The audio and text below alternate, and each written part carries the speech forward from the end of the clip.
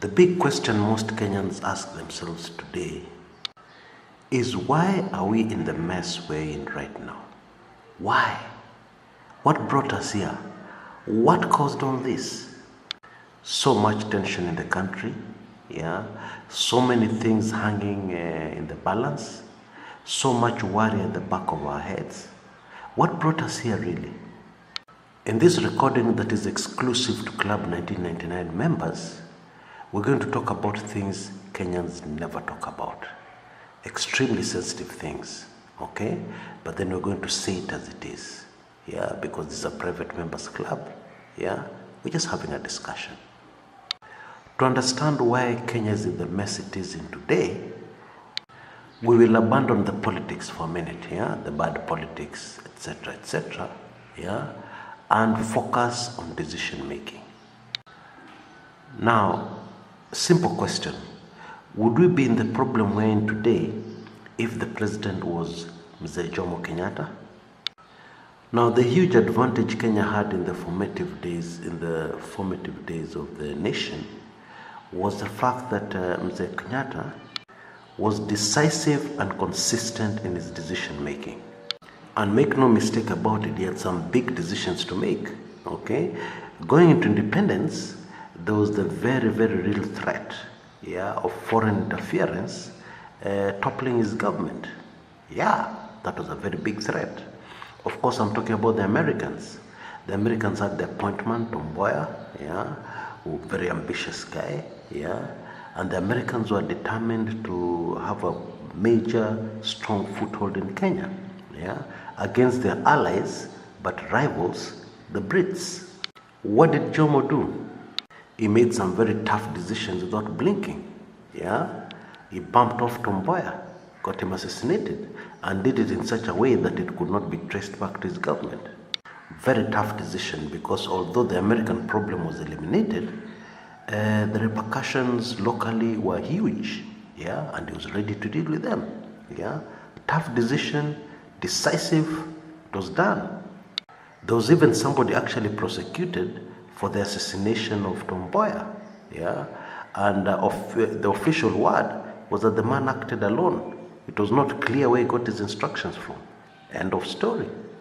The law community as a whole, very intelligent fellows, were a major threat to his government, and what Jomo did, he took advantage of the fact that the main leaders of the law community were being financed by the Soviets, Russia, and this was during the Cold War. So he used that to his advantage and sidelined his best friend, somebody who had gotten him out of detention, somebody whom he would never have been president without that person. Of course, I'm talking about Jaramogi Oginga Odinga, sidelined him permanently from politics. His decisive, consistent decisions, put Kenya on the course of a future that was peaceful and stable. I told you we're talking management here, not politics. So don't get alarmed at what I'm saying. This is just pure management. Getting the job done. I put it to you, if Jomo Kenyatta was running for the presidency in 2017, there'd have been many tough decisions taken, very bad decisions. Kenyans might not have liked them. But the country would be today more stable, more secure. Of course, there would be still discontent. There would be people still fighting the government, but things would be much more stable. You see, in decision and inconsistency in making decisions is worse than making a bad decision. In other words, you make a decision, even if it's a bad decision, it will be much better than not making a decision. Let me give you two quick examples to prove that to you. You can't make up your mind what to have for lunch, Now, you can't make a decision, indecisiveness, Now, because you're indecisive, you're not making a decision, In other words, you're delaying a decision, Then what happens is that lunchtime is over, It's time now to go back to work. But then now a new crisis develops because of your indecision. You're starving, you're so hungry, your head is aching, you can't work. And so you're forced to leave your workstation and go to some restaurant to eat your favorite meal, nyama choma or something, yeah, and you waste a whole hour, okay? In that hour, mambo yanaharibika kazini. You rush back, you tell yourself, hakuna kitu imeharibika, I will work an extra hour late, yeah, in the evening, and everything will be okay. But is it? Of course not. Within that 1 hour, mambo yameharibika to such an extent that you have lost a key customer, yeah, who came in at 2:15, yeah, decisions could not be made because you are not in, yeah, and the customer has gone off to your competitor, yeah, you have lost business. And so even if you work until morning, that customer is gone, poof, never to return again.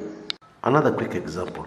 You're a leader, you have not made any decisive decision about demonstrations, yeah, or addressing the reason why those people are demonstrating, yeah, and you keep putting off the decision, yeah. In the end, that decision is made by somebody who's ill-equipped, yeah, to make such a decision, yeah, in the form of a policeman, a riot policeman, yeah. A demonstration gets out of hand, policeman pulls his trigger, a few people are dead, yeah. Indecision, inconsistency, refusing to make a decision, bad management in short. But let's move on quickly. Would we be still in the same problem if Daniel Toroitich Arap Moi was vying for the presidency in 2017? I don't think so. Would we be in the same problem if Mwai Kibaki, yeah, or Emilio Stanley Mwai Kibaki was vying for the presidency in 2017? Oh yes, and perhaps worse. Mwai Kibaki as a leader was a master of sitting at the fence. He was a guru at that. Sitting on the fence means you're not making any decisions. Unakaa tu hapo katikati. No decisions at all, let alone decisive decisions, yeah? Well, we all know what happened because Uhuru Kenyatta stood for the presidency in 2017. Okay, we all know that the mess we are in right now. So for Uhuru Kenyatta, we don't have to hypothesize, yeah? We already see the results. The tragedy for Kenya is that when you moved away from dictatorship, supposedly, from dictatorship, and moved to a more progressive new decision, we were unlucky to get leaders who can't make tough decisions. Matters were made much worse by the fact that those leaders decided to carry on with the same old, yeah, system of ruling, yeah, even with a new constitution. What am I talking about? They decided to rig elections so that a president has total power. He has a majority in both houses. Yes, he has the power to make decisions. Yes, and if governors are not the majority, it was simple to deal with them. Yeah, just starve them of cash. You see, ideally, the way things would have worked out, yeah, if there was no rigging, there was no interference, is that would have entered into an era of consultations, yeah, which would have made it less, indeed much less important what decisions are made in State House. You don't have a majority in both houses and you're president of Kenya, yeah, so what happens? People argue in parliament, finally they discover they cannot go forward unless they sit down and negotiate, consult right across the board, give and take, yeah. Yes, it's possible it would have been very chaotic at the beginning, but things would have settled down by now, okay? And with the give and take, more Kenyans would have felt involved instead of excluded. I mean, it's a very, very major thing for somebody to live in a country and to feel that they are not part of that country. That is a serious thing. But now let's move into the really, really sensitive part of this recording, yeah? The Uhuru Kenyatta presidency. Mwai Kibaki was very indecisive, never liked to make a decision, and that was consistent in his whole career, yeah, even before he became president. Indeed, there are many who say that Mwai Kibaki became president precisely because he never made decisions. Because when you make tough decisions, you make enemies, you step on toes. So because the guy made minimal decisions during his entire political career, he had stepped on minimal toes. And therefore, he was widely acceptable as a presidential candidate. Yeah? And therefore, when Raila said Kibaki tosha, everybody was happy, yeah, because minimal toes were aching from being stepped on in the past by Mwai Kibaki. Everybody was happy, and Mwai Kibaki became president. But Uhuru Kenyatta is a totally different kettle of fish. Uhuru Kenyatta by nature is a good guy. He's a guy who aches for justice. Yeah, he likes to see justice being done. That is the truth. But look at the decisions that have been made. Yeah, especially the decisions that have been made post 8th August. Or let's even go a bit further. All the decisions that have been made since the beginning of 2017 to the end. Indecisive, out of character, many of them are not Uhuru Kenyatta. So the big question is, who is actually making the decisions? Who is the chief decision maker in State House? Because it is certainly not Uhuru Kenyatta. Now, after the swearing in of Uhuru Kenyatta in 2013, Uhuru Ruto took over the reins of power, and Uhuru Kenyatta and Margaret Kenyatta, his wife, moved into State House. Okay, Jubilee was celebrating. Okay, and of course, when people are celebrating, people can get out of hand sometimes. They can do funny things, crazy things. Yeah, so it was not surprising that during those celebrations, somebody was kicked out of State House. Yeah, women's rep Rachel Shebesh, very close to Uhuru Kenyatta. Yeah, and he got kicked out. But he was not kicked out by Uhuru Kenyatta. Who kicked out Rachel Shebesh? The president's mother. Now, hold on a minute. If you're in your house with your wife and your best friend gets kicked out of your house by your mother, what does that mean? What does that tell us? To put it bluntly, it simply tells us you're not in charge of your own house. Your mother is. When you understand this, then you understand the Uhuru Kenyatta presidency completely. Okay? You understand all the bad decisions that have been made since beginning of 2017. You understand all the terrible decisions that have gotten us to where we are today. And remember, we're not talking about politics. We're just talking about pure management. Pure management and making of decisions. Even dictatorships, dictatorships and tyrannical governments of, that have tyrants in charge, even those governments are stable and there's order. The people complain, but they're stable, until that last minute when there's a revolution or an uprising, then there's chaos. But before that, it is stable. In fact, some of the most stable governments are dictatorships. So folks, I put it to you that despite all the history, despite all the background, despite all the problems Kenya has had, despite the tribalism, the biggest cause, one of the biggest causes, not the only one, but one of the biggest causes, why the country is in the terrible situation it is in today, is because of bad management, indecisive leadership, caused by the fact that the man in charge is not really in charge. Other people are in charge.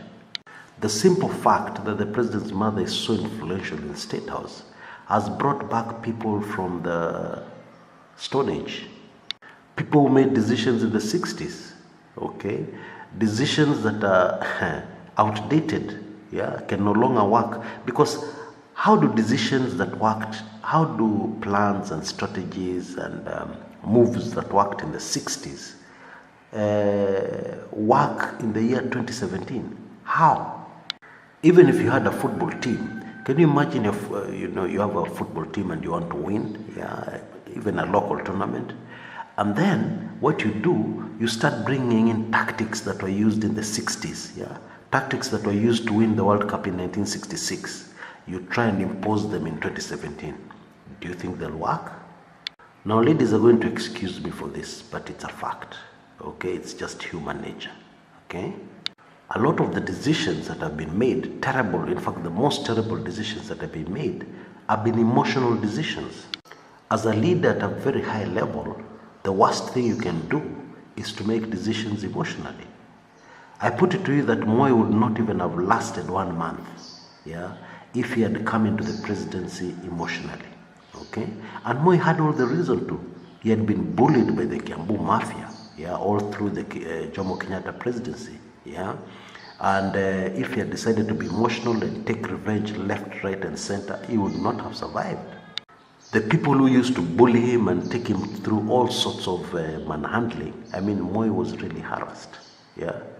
If I can quickly mention one very one very embarrassing incident that Moi was put through. He had come from a foreign trip. He used to go on very many foreign trips because Jomo Kenyatta would never get into an aircraft and fly out of the country. Okay, so any Western trip, Moi was in charge. Moi flew out. So when he returned from one of these trips in the West, yeah, the Kiambu mafia, yeah, claimed that he had come back into the country with the guns to overthrow Jomo Kenyatta's government, yeah, and so they strip searched him. Yeah, a whole vice president was strip searched. And you know what a strip search involves?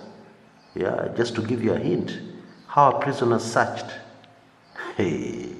So Moi had all the reason to deal with his enemies and all the people who had made life hell for him. Yeah, during those 15 years as, not 15, actually about 12 years as Jomo's deputy.